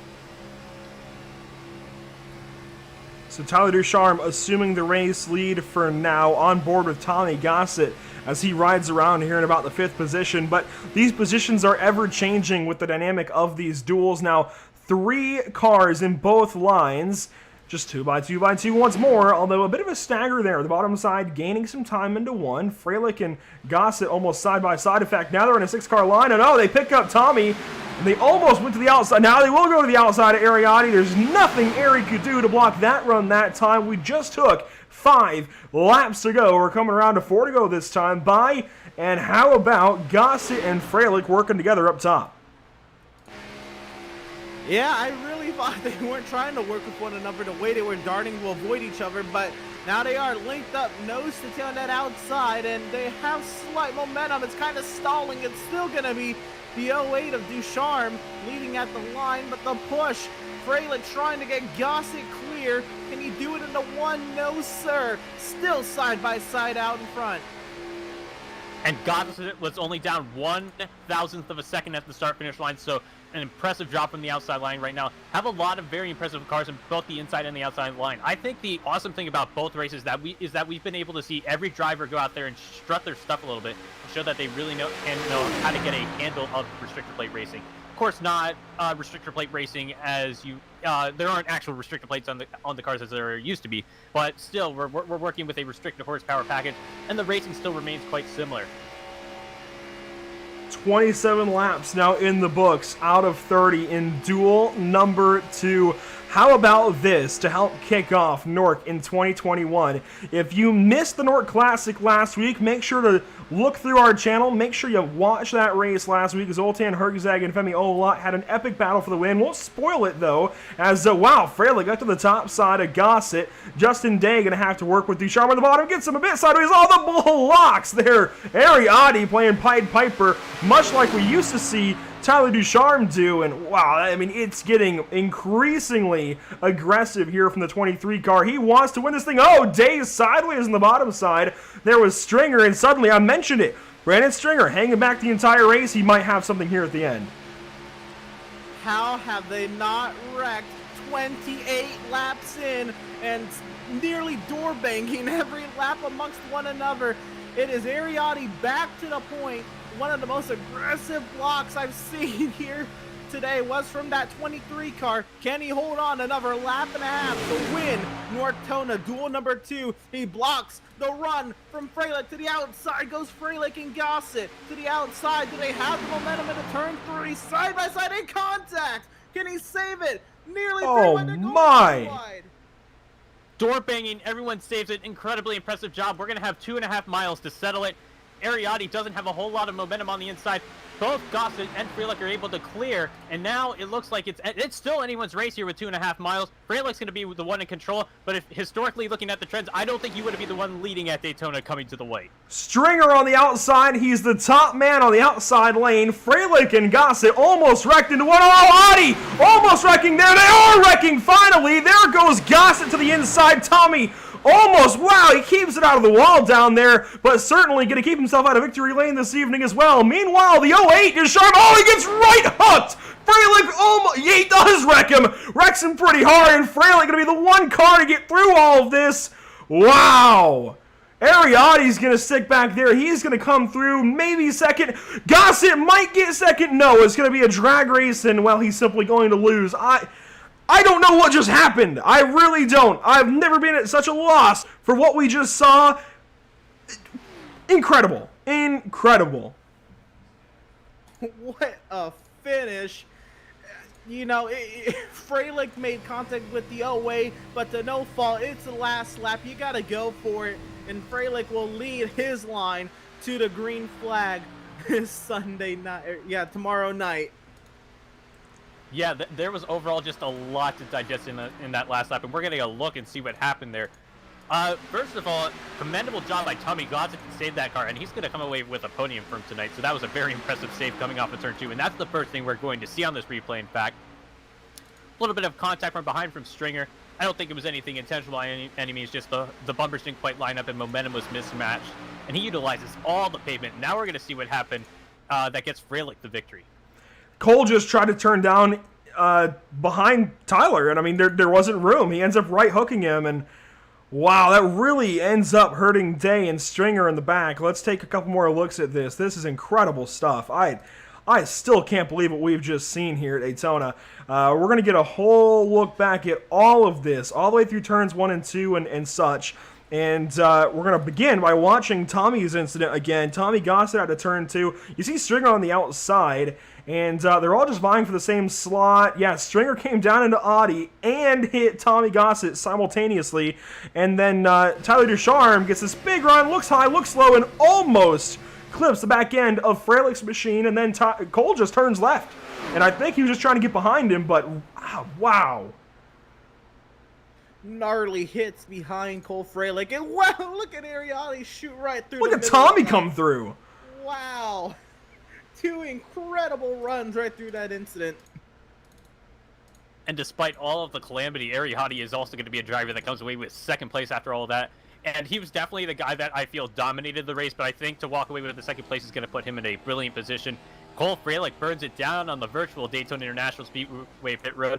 Maybe a little bit of a miscalculation caused that incident. He probably did, yeah, he was just looking, as you said, Andrew, to get that back down to the inside line, but regardless, he's still going to take the victory, and he will be the one leading his row to the NORCTONA 500 green flag. I think that has to bring a lot of pride to a driver. Absolutely. Central Florida Motorsports, they're going to be pretty happy with that one. I'm still at a bit of a loss for what happened there with Cole Freylich, but You know what? He wanted to get down to the bottom side, and I'll be darned if he didn't get to the bottom side right there. He tried to get in behind Ducharme, unfortunately ends up clipping his right rear, and we have a classic NORC Daytona finish where we have some kind of calamity coming to the end, and it spices everything up. I would not have pinged this 15 car as the one to get it done here for duel number 2. I honestly thought it was going to be Ariati or Tyler Ducharme with as aggressive as they were being, but then Cole in the last couple of laps ramps things up. What do you say we talk to him here? And Emerson, I'm going to hand him your way.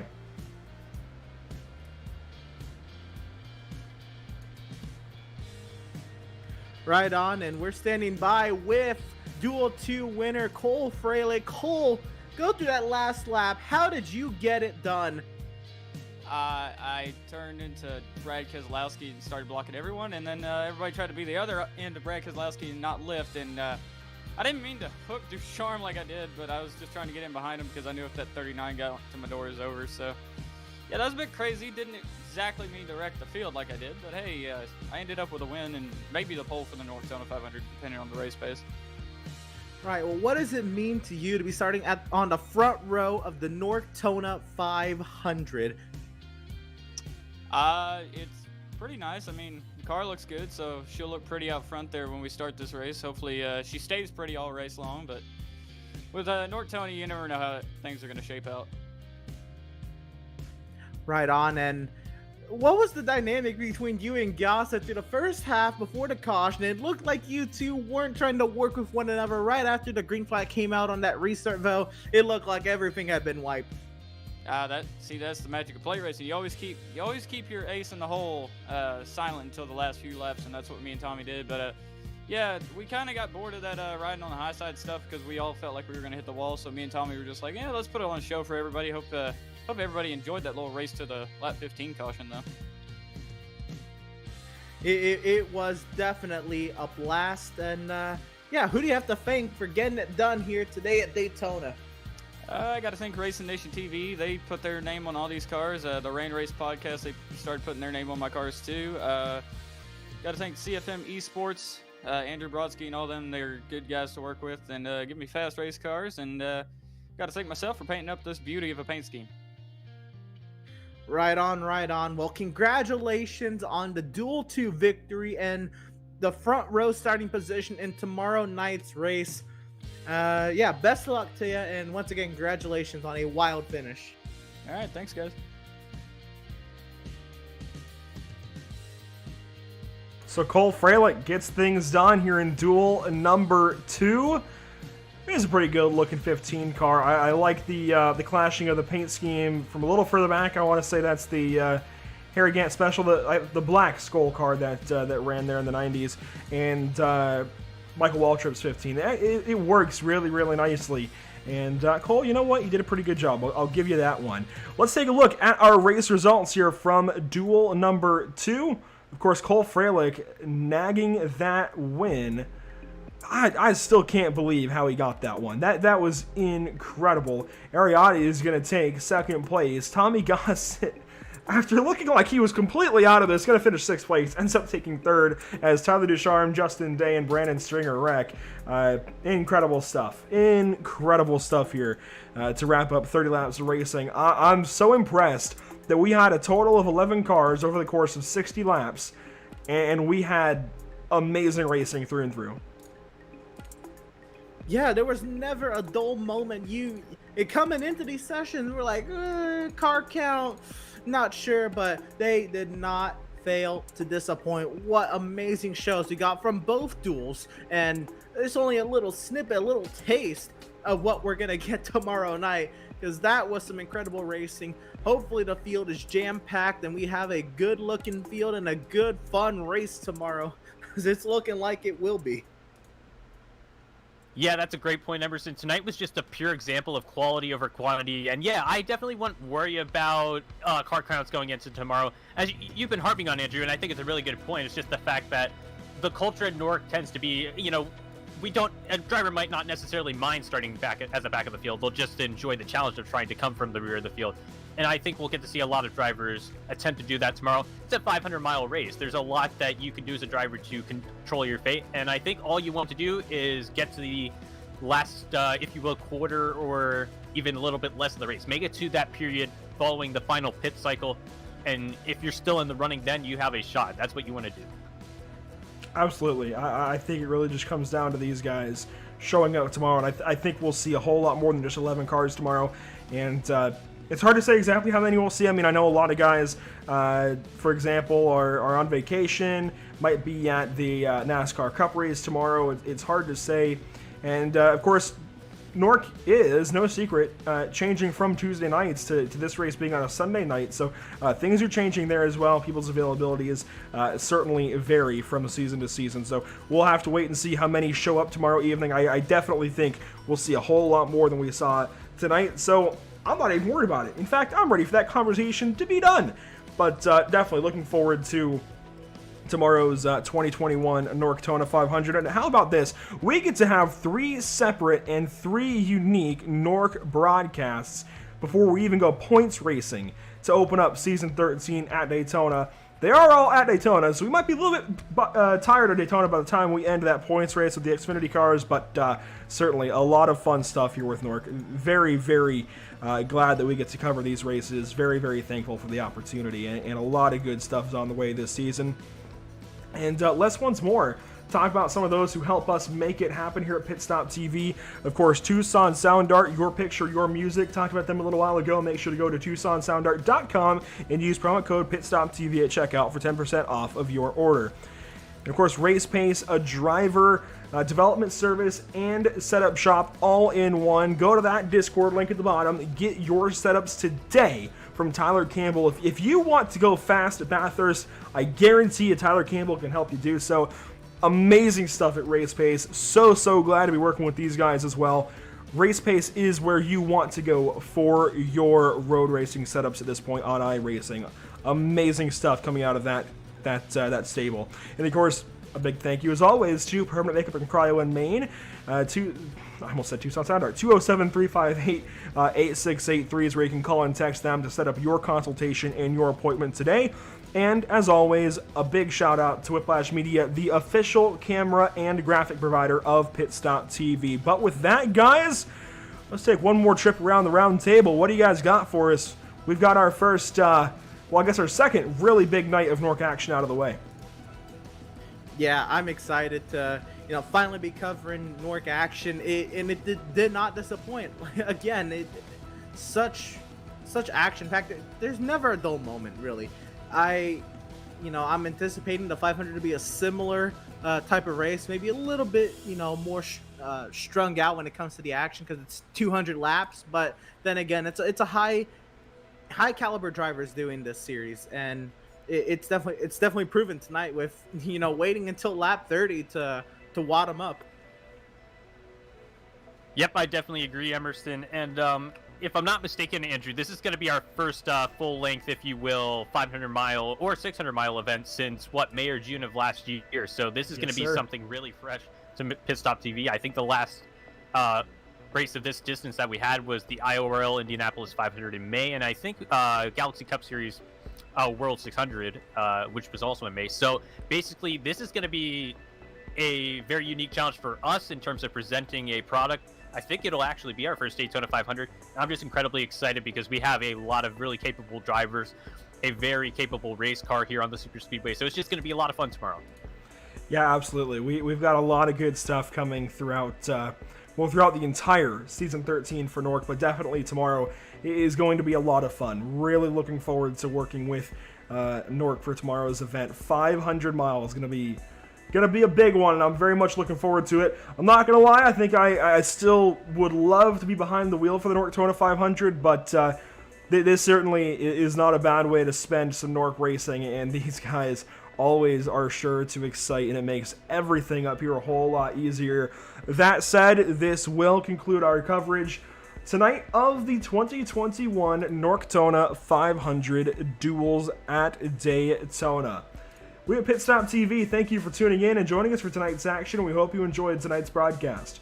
Tune back in tomorrow evening at 6:30 p.m. Eastern Time for coverage of the NORCTONA 500. And again, Monday evening with coverage of the BRP iRacing Series at USA International, and even the Pacific Challenge GT3 Series at Sebring. Tuesday brings us Operation E Motorsport action from the Great White North at Canadian Tire Motorsport Park. And Wednesday, the Bluegrass iRacing Series starts their playoffs at Bristol, with LTAC visiting Gateway on Friday. Make sure to follow us on Facebook at www.facebook.com/pitstoptv, on Twitter at pitstoptv_, on Twitch at www.twitch.tv/pit_stop_TV, and on YouTube at www.youtube.com/c/pitstoptv1. For all of Pit Stop TV, Emerson Arden and Trey Shellsworth on the mic with me this evening, quarterback expert on social media coverage, I'm Andrew Cardinale IV. Thank you for tuning in, and we will see you next time.